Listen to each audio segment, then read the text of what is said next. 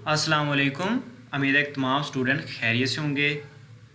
हम अपनी question series कर रहे थे जिसमें हमने क्वेश्चन नंबर 18 तक के सलूशन देख लिए थे। आज हम क्वेश्चन नंबर 19 की तरफ चलते हैं। क्वेश्चन नंबर 19 में हमसे पूछा गया है using Simpson one third rule to solve this equation in MATLAB. इस इक्वेशन को आपने मैटलैब में सोल्व करना है।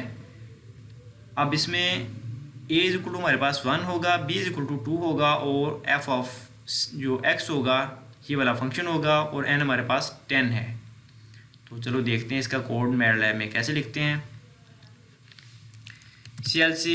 CLR क्लियर ऑल और a की वैल्यू हमारे पास 1 है, b की वैल्यू हमारे पास 2 है, n हमारे पास 10 है। अब हम इंटरवल डिफाइन करवा लेते हैं। dx उसका नाम रखते हैं और वो होता है b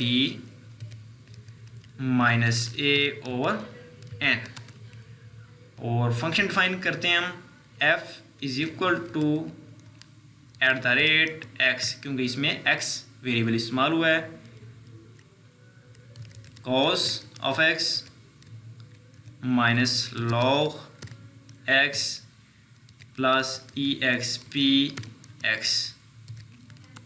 फंक्शन डिफाइन हो गया हमारे पास। अब हम वैल्यू 1 इसको 0 साइन कर देते हैं, वैल्यू 2 को भी 0 साइन कर देते हैं क्योंकि इनकी हमें नेक्स्ट ज़रूरत पड़ेगी।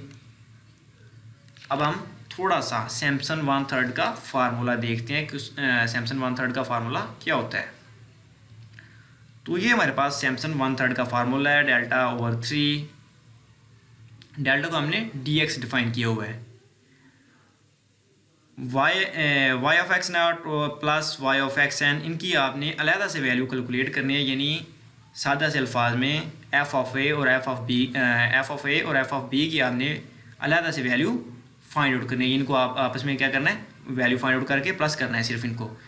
फिर जो बाकी चीज़ें हैं यानी x1, x3 और xn-1 जिनके सबस्क्रिप्ट में है उनको आपने 4 से मल्टीप्लाई करवाना है।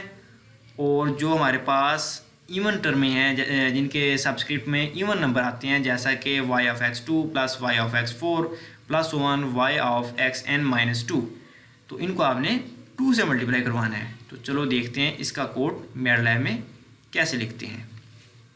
तो अब हम वैल्यू एक वेरिएबल लेते हैं, इसमें हम f ऑफ a की वैल्यू कैलकुलेट कर लेते हैं प्लस f ऑफ b, इन दोनों की वैल्यू कैलकुलेट करके इसमें रख लेते हैं।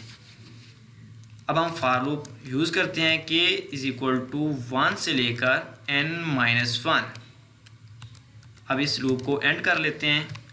अच्छा जी, ये हमने जो k इज इक्वल टू जो फॉर लूप इस्तेमाल की है 1 से लेकर n-1 तक इस्तेमाल की है। n तक क्यों नहीं इस्तेमाल की, क्योंकि हमारे पास जो f ऑफ xn है यानी हमारे पास y ऑफ xn है, इसकी हमें ज़रूरत नहीं है, ये हमने अलहदा से कैलकुलेट करवाने हैं। और y ऑफ x नॉट यानी जो हमारे पास y ऑफ x नॉट यानी कि हमारे पास जो f ऑफ a और f ऑफ b की वैल्यू होंगी उनको हमने अलहदा से कैलकुलेट करवाना है। इस वजह से हमने 1 से लेकर n-1 तक लूप इस्तेमाल की है। उसके बाद c is equal to a plus k asterisk dx। इससे ये होगा कि जो भी a पहली वैल्यू 1 में फिर प्लस के पहले 1 आएगा, 1 मल्टीप्लाई बाई dx जो उसका इंटरवल होगा उससे मल्टीप्लाई होकर उसकी वैल्यू जो भी होगी यानी a में प्लस होगी और इनको आपस में मल्टीप्लाई होकर ये वैल्यू तमाम c में स्टोर हो जाएगी। उसके बाद हम इस्तेमाल करेंगे इफ़ कमांड। इफ़ का मतलब है कि अगर इवन हो तो आपने ये चीज़ कैलकुलेट करनी है, यानी अगर उस k की वैल्यू इवन हो जैसा कि 2, 4 और n-2 यानी इवन हो तो फिर आपने ये वैल्यू कैलकुलेट करनी है और उसको 2 के साथ मल्टीप्लाई करवाना है। अगर ये चीज़ नहीं है यानी इवन नहीं है तो फिर आपने x1, x3 और xn-1 इनकी वैल्यू कैलकुलेट करवानी है और इनको आपने 4 के साथ मल्टीप्लाई करना है। तो इसको लिखेंगे मॉड k, 2 और इज इक्वल टू 0। तो इसका मतलब है कि अगर के इवन है उसका रिमाइंडर 0 होगा तो फिर आपने ये वाली चीज़ यानी value 1 is equal to value 1 plus F of C, ये चीज़ कैलकुलेट करनी है और उसको 2 से मल्टीप्लाई कर देना है। अगर ऐसा नहीं है फिर एल्स, फिर आपने क्या करना है, फिर आपने वैल्यू 2 कैलकुलेट करनी है, वैल्यू 2 प्लस 4, इसको आपने 4 से मल्टीप्लाई करवाना है F of C. F of C का मतलब है कि फंक्शन में सी जो भी ये इंटरवल आता जाएगा इसकी वैल्यू कैलकुलेट होती जाएगी, इसमें सी पुट होता जाएगा ऑटोमेटिकली। उसके बाद इसको आपने एंड कर देना है। अब हमारे पास इफ एल्स ये हमारा काम हो गया। अब हम लूप से बाहर निकलते हैं और इधर एक वेरिएबल डिक्लेयर करवाते हैं जिसे आप एरिया का नाम दे लो। वो इक्वल टू होगा value plus value 1 plus value 2, यानी वैल्यू का मतलब है कि ये जो F of A plus F of B की वैल्यू आई, ये इसमें प्लस ये वैल्यू आ गई हमारे पास। फिर वैल्यू 1 का मतलब है कि जो भी वैल्यू 1 यानी जब हमारे पास के इवन होगा तो हमारे पास जो वैल्यू आएगी वो इस वैल्यू 1 में स्टोर होती जाएगी।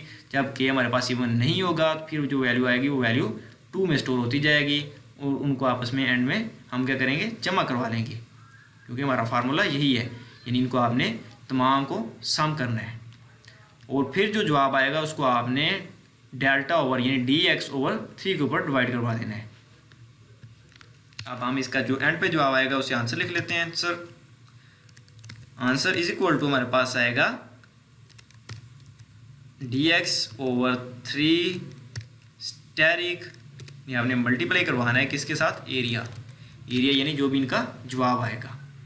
तो आप इसे रन करते हैं, पहले इसे सेव करेंगे किसी के नाम से, चलो हम सिम लिख लेते हैं। अब हमारे पास एरर आ गया अनडिफाइंड फंक्शन वेरिएबल वैल्यू। इसका मतलब हमारे पास वैल्यू की ये जो स्पेलिंग है ये गलत है, सॉरी, ये VALUE ये वैल्यू आना था, बिल्कुल यही है। अब इसे रन करके देख लेते हैं, ये लो जी, ये हमारा आंसर आ गया। तो उम्मीद करता हूँ कि इस क्वेश्चन की अच्छे से समझ आई होगी। दुआ में याद रखिएगा। अल्लाह हाफिज़।